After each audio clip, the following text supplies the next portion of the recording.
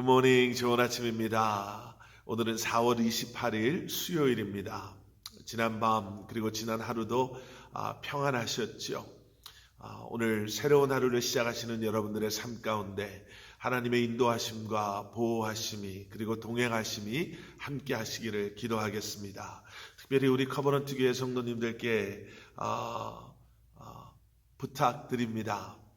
우리 주변에 우리의 기도를 또 중보를 필요로 하시는 우리 사랑하는 성도님들, 특별히 육체적인 연약함으로 불편하고 힘든 시간을 지나가고 계시는 우리 성도님들을 위해서 여러분들 개인 기도 시간에 그 기도의 자리에서 중보자의 마음으로 우리 함께 기도해 주시고 중보해 주시기를 부탁드립니다. 오늘 우리에게 주시는 하나님의 말씀, 우리 먼저 함께 봉독하시고 말씀 나누도록 하겠습니다. 출애굽기 10장 12절부터 20절까지 말씀 제가 봉독해 드리겠습니다. 여호와께서 모세에게 이르시되 애굽 땅 위에 내 손을 내밀어 메뚜기를 애굽 땅에 올라오게 하여 우박에 상하지 아니한 밭의 모든 채소를 먹게 하라. 모세가 애굽 땅 위에 그 지팡이를 들매 여호와께서 동풍을 일으켜 온 낮과 온 밤에 불게 하시니 아침이 되매 동풍이 메뚜기를 불어들인지라. 메뚜기가 애굽 온 땅에 이르러 그 사방에 내림에 그 피해가 심하니 이런 메뚜기는 전에도 없었고 후에도 없을 것이라. 메뚜기가 온 땅을 덮어 땅이 어둡게 되었으며 메뚜기가 우박에 상하지 아니한 밭의 채소와 나무 열매를 다 먹었으므로 애굽 온 땅에서 나무나 밭의 채소나 푸른 것은 남지 아니하였더라. 바로가 모세와 아론을 급히 불러 이르되 내가 너희의 하나님 여호와와 너희에게 죄를 지었으니 바라건대 이번만 나의 죄를 용서하고 너희의 하나님 여호와께 구하여 이 죽음만은 내게서 떠나게 하라. 그가 바로에게서 나가서 여호와께 구하매 여호와께서 돌이켜 강렬한 서풍을 불게 하사 메뚜기를 홍해에 몰아넣으시니 애굽 온 땅의 메뚜기가 하나도 남지 아니하니라. 그러나 여호와께서 바로의 마음을 완악하게 하셨으므로 이스라엘 자손을 보내지 아니하였더라. 아멘, 아멘. 계속되어지는 바로의 그 완악함으로 말미암아 하나님께서는 하나님의 재앙을 통해서 하나님께서 말씀하신 그 이 출애굽을 완성해 가고 계십니다. 그 완성해 가고 계십니다라는 표현 속에는요, 그저 이스라엘 백성들이 애굽을 탈출해서 빠져나오는 것만을 의미하는 것이 아니라 출애굽을 통해 하나님께서 이루고자 하시는 하나님의 백성들을 회복하시고 약속한 그 땅에서 하나님께서 약속하신 그러한 하나님의 백성들의 나라, 하나님의 나라를 이제는 세워가시는 그 과정 속에서 하나님은 지금 이 재앙들을 통해서 하나님의 하나님 되심을 보여주고 계신다라고 이미 여러 차례 우리가 말씀을 통해서 함께 나눴습니다. 어떻게 보면은요, 참 바로도 대단한 것 같습니다. 이렇게 재앙을 통해 이제는 부인할 수 없는 하나님의 능력을 경험하고서도 이러한 재앙들을 통해 말할 수 없는 고통과 두려움을 경험했었어도 그리고 이미 여러 차례 모세에게 자신이 죄인임을 그리고 하나님의 말씀대로 하겠다라고 약속을 했음에도 불구하고 그는 여전히 자신의 욕심과 욕망을 내려놓지 못하고 고집이라고 해야 될까요? 그 완악함 속에서 그 죄로부터 벗어나지 못하고 있음을 우리는 보게 됩니다. 오늘 말씀도 이렇게 시작이 되죠. 하나님께서는 메뚜기를 애굽 땅에 올라오게 하셔서 우박에 상하지 아니한 밭의 모든 채소를 그 메뚜기들로 하여금 먹게 할 것이다 라고 말씀하셨습니다. 그리고 15절 말씀을 보시면요, 말씀하신 그대로 메뚜기가 온 땅을 덮어 땅이 어둡게 된 것뿐만 아니라 메뚜기들이 우박에 상하지 아니한 밭의 채소와 나무 열매를 다 먹어버리므로 애굽 온 땅에서 나무나 밭의 채소나 푸른 것은 남지 아니하였다. 여러분, 우박의 재앙을 기억하시죠? 하나님의 말씀에 순종했던, 그 말씀을 들었던, 그래서 피했던 사람들을 제외한, 피하지 않았던, 하나님의 말씀을 듣지 않았던 사람들, 짐승들, 밭의 채소들, 그리고 나무들이 우박에 의해서 멸망을 당하게 되죠.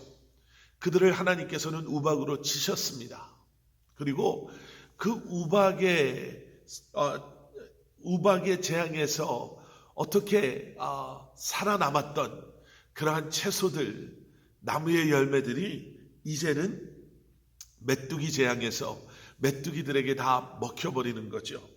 15절 뒷부분에 나와 있는 것처럼 더 이상 푸른 것이라고는 하나도 남은 것이 없을 정도로 완전히 모든 것이 없어지고 사라져 버립니다.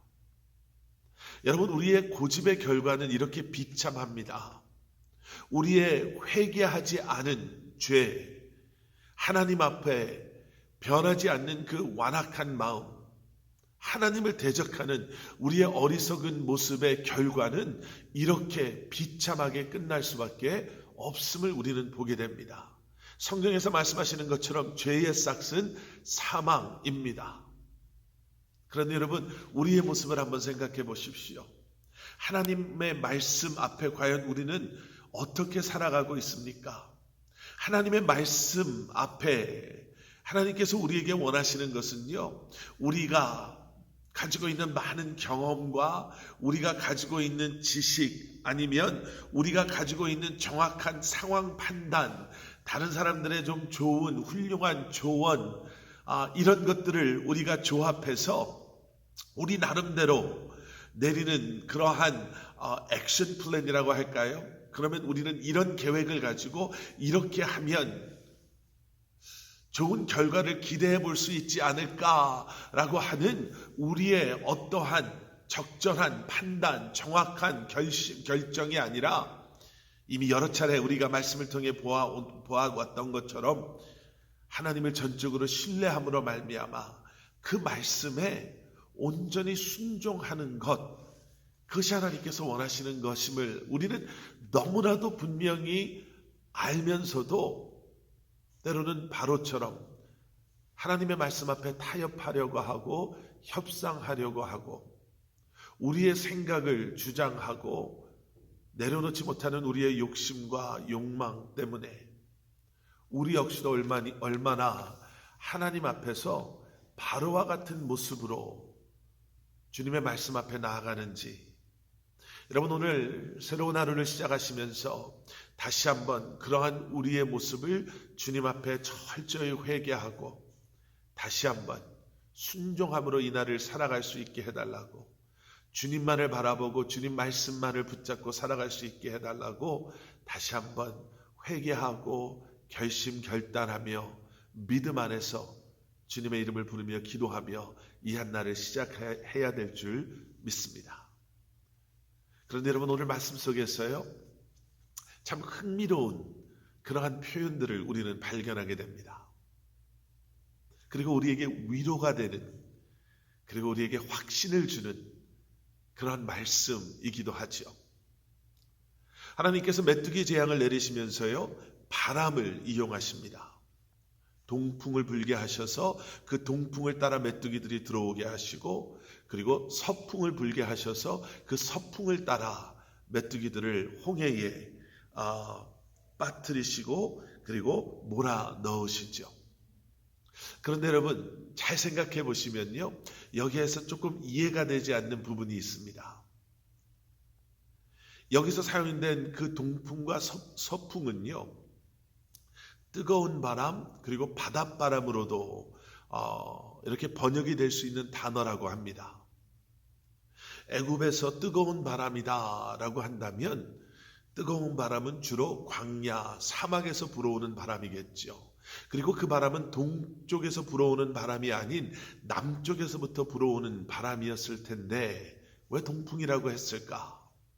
또 서풍은 바다에서 불어오는 바람이라면 그곳의 바다는 지중해일 텐데, 애굽이었다면 그 바람은 서풍이 아니라 북쪽에서부터 내려오는 북풍이어야 할 텐데, 오히려 남풍, 북풍이라는 표현이 더 정확한 표현이었을 텐데 왜 서풍을, 동풍을 이라는 표현을 사용하셨을까? 그리고 지도를 보시게 되면은요, 동풍, 뜨거운 바람, 서풍, 바닷바람과 정확하게 맞아떨어지는 그러한 지역이 있습니다. 애굽이 아니라 약속의 땅 가나안이죠. 가나안을 놓고 볼 때 요단강 건너편 광야에서 불어오는 뜨거운 바람은 동풍일 것입니다. 그리고 가나안을 놓고 볼 때 바닷바람 서풍은 지중해에서부터 서쪽에서부터 불어오는 바람이 되죠. 아직 지금 이스라엘 사람들이 가나안에 있다라고 말씀드리는 것은 아닙니다. 우리는 이 안에서 하나님의 관점이 어떠하신가를 엿볼 수가 있습니다. 하나님은 지금 애굽에 아직도 출애굽하지 못한 노예로 있는 이스라엘 백성들에 대해서 이스라엘 백성들에게 말씀하고 계시지만, 하나님의 관점은 이미, 그리고 하나님께 그들은 이미 약속의 땅에 있는, 약속 안에, 언약 안에 있는 하나님의 백성들임을 우리는 이러한 표현들을 통해 볼 수가 있는 겁니다. 아직 출애굽하지 못했습니다. 지금 이렇게 재앙이 거듭되지만 바로는 점점점 더 완악해져 가고 있습니다. 여러분, 모세나 아론을 놓고 봤을 때도 얼마나 좀 불안하지 않을까라는 생각이 들지 않으세요?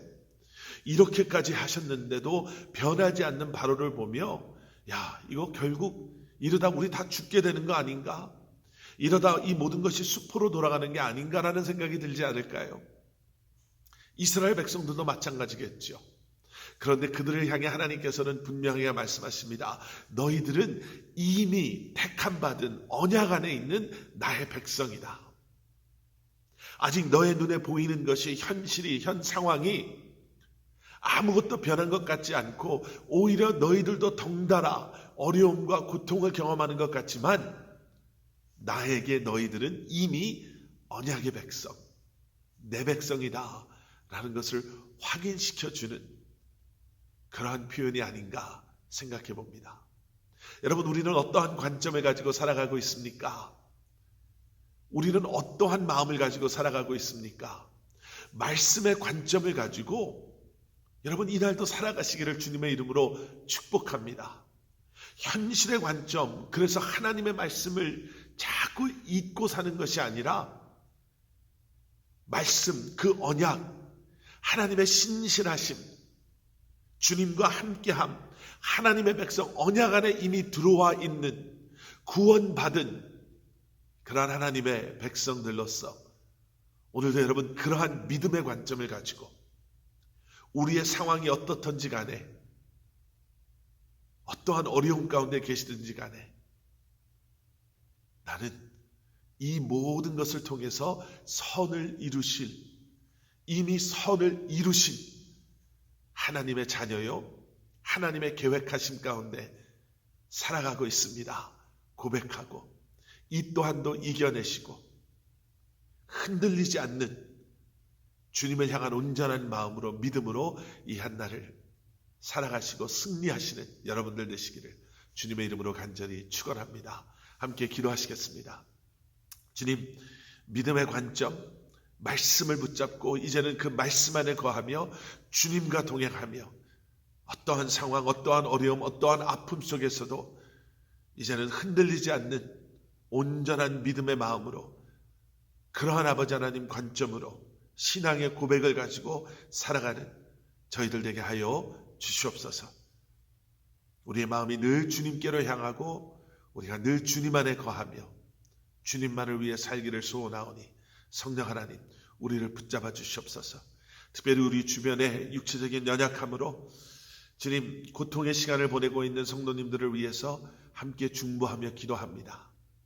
우리의 생명이 주님 안에 있음을, 우리의 삶이 주님 안에 있음을, 우리가 일어서고 앉는 것, 우리의 going in and going out, 이 모든 것이 주님 안에 있음을 우리가 고백하오니 주님, 우리의 기도를 들어 응답하여 주시고 다시 한번 치유와 회복과 위로하심으로 사랑하는 성도님들 한 분 한 분을 만나 주시고 그들을 만져 주시옵소서. 예수 그리스도 이름 받들어 간절히 기도드렸사옵나이다. 아멘.